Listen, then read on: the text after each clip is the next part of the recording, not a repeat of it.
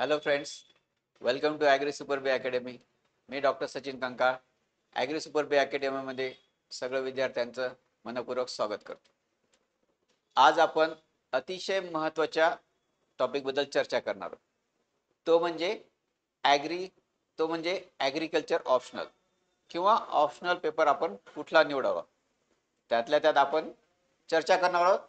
Why we choose the agriculture as an optional subject for UPSC आणि MPSC. UPSC आणि MPSC साठी आपण agriculture optional हा subject का निवडला पाहिजे, याचे काही बेनिफिट्स आहेत. त्याआधी आपण चर्चा करूया की ऑप्शनल पेपर हा कसा निवडला जातो किंवा कुठल्या बेसिसवर निवडला जातो किंवा कुठल्या बेसिसवर आपण हा ॲग्रिकल्चर ऑप्शनल पेपर हा निवडला पाहिजे. फर्स्ट आहे की ग्रॅज्युएशन. यूपीएससी आणि एमपीएससी आयोगाने आपल्याला ऑप्शनल पेपरची लिस्ट दिलेली आहे.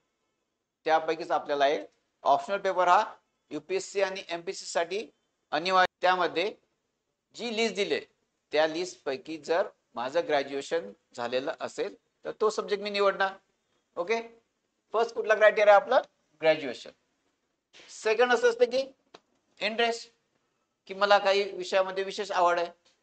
काहींचं graduation science faculty science stream मधून झालेलं असते, पण मला नेमकी आवड एखाद्या इतिहासमध्ये असेल, भूगोल या विषयात असेल, राज्यघटना राज्यशास्त्र विषयात असेल, किंवा काही लिटरेचरचे विषय असतील, मराठी लिटरेचर, इंग्लिश लिटरेचर किंवा अदर सब्जेक्ट मध्ये मला इंटरेस्ट असेल.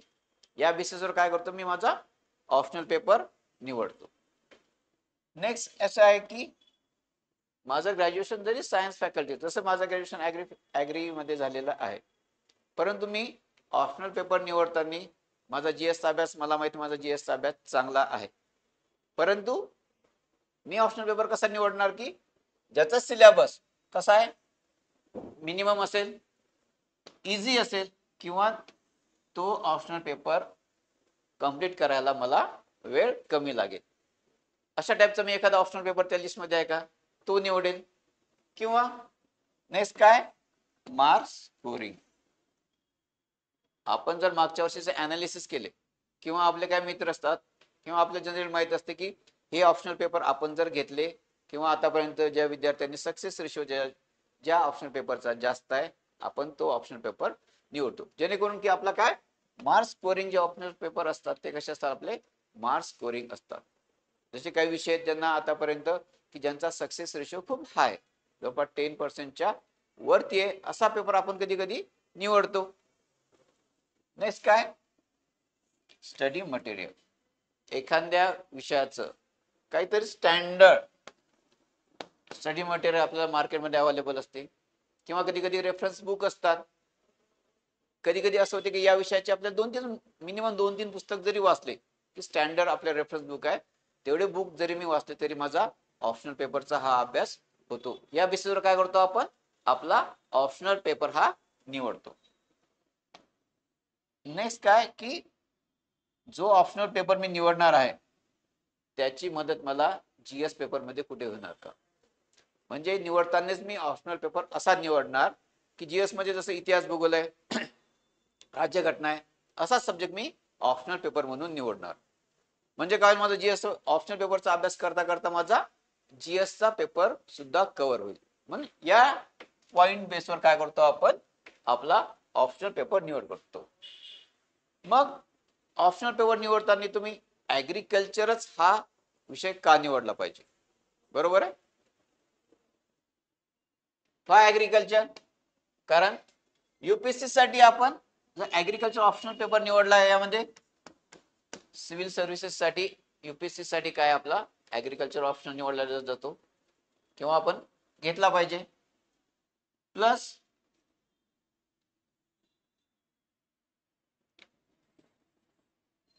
सिव्हिल सर्व्हिसेस यासोबतच इंडियन फॉरेस्ट सर्व्हिसेस साठी आपल्याला हा ॲग्रिकल्चर कामात येतो. म्हणजे ॲग्रिकल्चर हा सब्जेक्ट घेतल्यानंतर आपल्याला सिव्हिल सर्व्हिसेस सोबत इंडियन फॉरेस्ट सर्व्हिसेस सुद्धा ॲग्रिकल्चर ऑप्शनल आपण निवडला तर त्यात फायदा होईल. फॉरेस्ट साठी आपल्याला ऑप्शनल पेपर 1 आणि ऑप्शनल पेपर 2 असे पेपर निवडले जातात. यामध्ये मोस्ट ऑफ आपण ऍग्रिकल्चर हा पेपर निवडला जातो.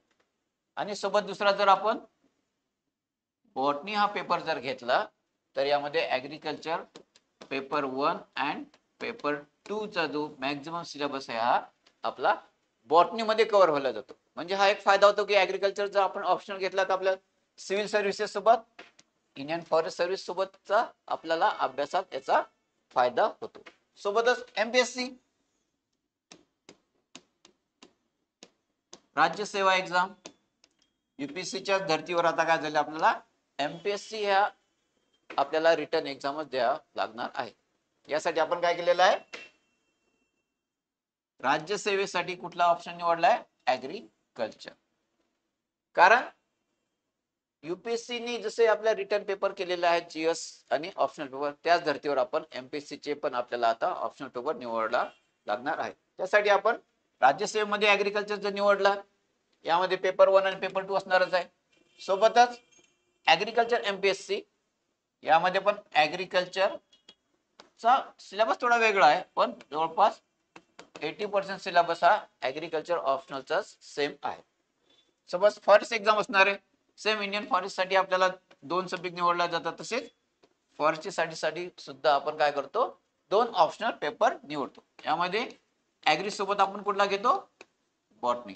जो ऍग्रीचा सिलेबस आहे तोच बॉटनी या पेपर मध्ये मोर दॅन 80% सिलेबस हा कव्हर होतो. सोबत काय जीएस पेपर ऍग्रिकल्चर जो ऑप्शनल आपण घेतला तर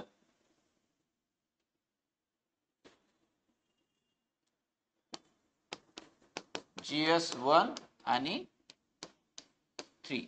GS1 मध्ये जो भूगोलचा पार्ट आहे जो ऍग्रिकल्चरशी रिलेटेड आहे तोच. सोबत GS3 पेपर मध्ये ऍग्रिकल्चरचा पूर्ण कंटेंट हा ऍग्रिकल्चर ऑप्शनल पेपर मधून आपला पूर्ण होतो. सोबतच काही बँकिंगशी रिलेटेड एक्झाम आहेत किंवा गव्हर्नमेंट किंवा अदर पीयूएस एक्झाम आहेत जसं काही FCI food safety standard authority of India आहे IFFCO KRIBHCO jute corporation of India किंवा नॅशनल सीड कॉर्पोरेशन इंडियाच्या ज्या काही एक्झाम आहेत त्यांचा सिलेबस हा मोस्टली आपल्या या ऍग्रिकल्चरच्या ऑप्शनल जो पेपर आहे त्याचा जो सिलेबस आहे तो सेम सिलेबस जवळपास मोर दॅन 80% सिलेबस हा आपल्याला अदर गव्हर्नमेंट एक्झाम आणि पीयूएस एक्झाम साठी मदत होतो. म्हणजेच आपण ऍग्रिकल्चर हा एक सब्जेक्ट जर निवडला तर आपल्या 10+ एक्झाम या कव्हर होतात. म्हणूनच काय झालं पाहिजे आपण ऍग्रिकल्चर हा सब्जेक्ट निवडणं कधीही आपलं फायद्याचं राहतं. ओके.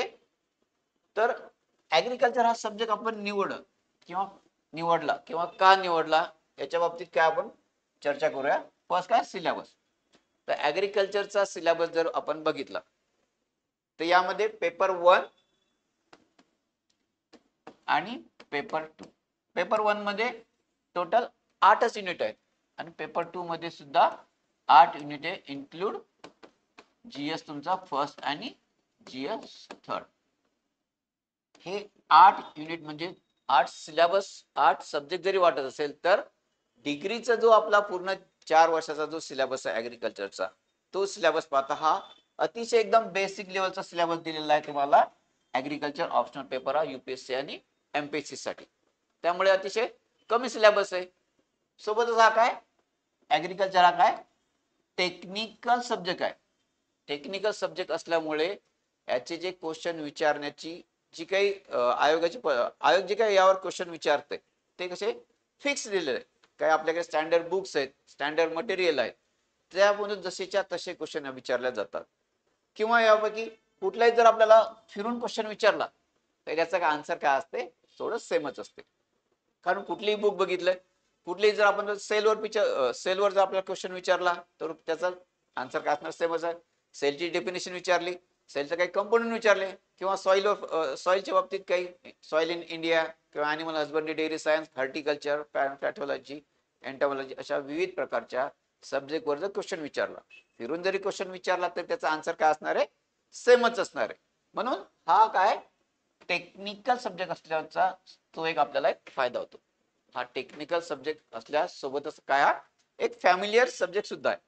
म्हणजे जर माझा बॅकग्राऊंड किंवा शेतीतलं आपलं थोडंफार जरी ज्ञान असेल जे शेतीत आपण काम करतो तेच काय फक्त आपल्याला टेक्निकल नॉलेज लँग्वेज मध्ये टेक्निकल लँग्वेज मध्ये आपल्याला समजून घ्यायचं आहे आणि आन्सर आपल्याला तयार करायचं आहे. म्हणजे एकदम इझी आणि टेक्निकल आणि फॅमिलियर सब्जेक्ट आहे. सोबत काय स्टडी मटेरियल आणि रेफरन्स बुक. ऍग्रीकल्चर मध्ये जे रेफरन्स बुक आपल्याला आहेत तेच युपीएससी आणि एमपीएससी आयोगाची रिलेटेड आहेत.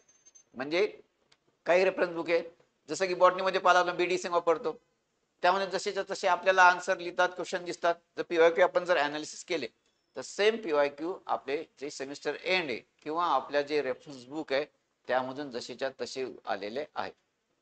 म्हणजे जे काही आपलं स्टडी मटेरियल आहे आणि रेफरन्स बुक ते कसे आहेत आपल्याकडे स्टँडर्ड बुक्स आणि त्याचं स्टडी मटेरियल आपल्याकडे अवेलेबल आहे. नंतर टॉप स्कोरिंग सब्जेक्ट आहे. मागच्या जर काही अनालिसिस आपण वर्षाचं केलं तर यामध्ये जवळपास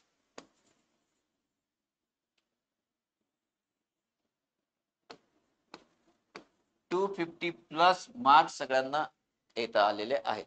काही काही तर 300 प्लस सुद्धा सगळ्या काही जणांना मार्क्स अवेलेबल याच्यात आहेत. त्यामुळे हा काय टॉप स्कोअर करण्यासाठी हा एकदम इझी सब्जेक्ट आहे.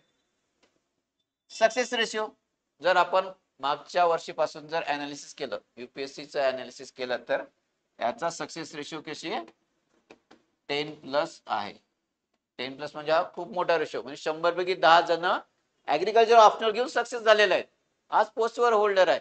त्यामुळे याचा सक्सेस रेशो किती आहे 10 प्लस, मोर दॅन 10 प्लस हा सक्सेस रेशिओ आहे. ओके. नंतर काय यायचंय एखादं क्वेश्चन जर easy to tackle challenging question. मी तुम्हाला आधीच सांगितलं जर हा कसा आहे टेक्निकल विषय आहे सोबतच कसा आहे फॅमिलियर सब्जेक्ट आहे. त्यामुळे एखादा जर चॅलेंजिंग क्वेश्चन जरी विचारला तरी आपल्याला जे आपण जे काम करतो शेतात किंवा आपल्याला जे माहिती आहे त्या माहितीच्या आधारे कुठलाही चॅलेंजिंग क्वेश्चन आपण काय करतो इझी हा टॅकल करू शकतो. सोबतच काय लेस टाइम रिक्वायरमेंट. तुम्हाला सांगितलं की सिलेबस कसा आहे अतिशय कमी सिलेबस दिलेला आहे as compare two degree syllabus. त्यामुळे यामध्ये पेपर 1 मध्ये 8 युनिट आहेत, पेपर 2 मध्ये 8च युनिट आहे. त्यामुळे ते कम्प्लीट करायला paper optional paper agriculture complete करायला काय असतो आपल्याला वेळ अतिशय कमी लागतो.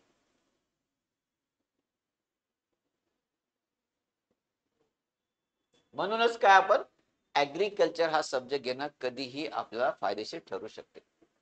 फायद्याचं काय आहे सिलेबस अतिशय कमी दिलेला आहे, टेक्निकल सब्जेक्ट आहे, स्टडी मटेरियल किंवा रेफरन्स बुक आपल्याकडे स्टँडर्ड टाइपचे study book, top scoring subject आहे आपल्याकडे. याचा सक्सेस रेशिओ किती आहे 10 प्लस सक्सेस रेशिओ आहे. इझी टू टॅकल आहे, challenging question and less time requirement for your preparation of agriculture optional. Okay. आणि एकदा का आपण ऍग्रीकल्चर ऑप्शनल हा सब्जेक्ट निवडला नंतर समोर स्ट्रॅटेजी काय असणार आहे पेपर 1 पेपर 2 मध्ये कुठला सिलेबस आहे याबद्दल स्ट्रॅटेजी किंवा तुम्हाला काही अडचणी असतील ऍग्रीकल्चर हा सब्जेक्ट निवडण्याबद्दल यासाठी ऍग्री सुपर बी अकॅडमी मध्ये आम्हाला तुम्ही कॉन्टॅक्ट करा. 9884171601 या नंबरला आम्हाला कॉन्टॅक्ट करा. सोबतच agri super B academy play स्टोअरला app आहे ते डाउनलोड करा आणि यूट्यूब आणि इंस्टाग्राम सोबतच टेलिग्रामवर आम्हाला फॉलो करा. Thank you very much.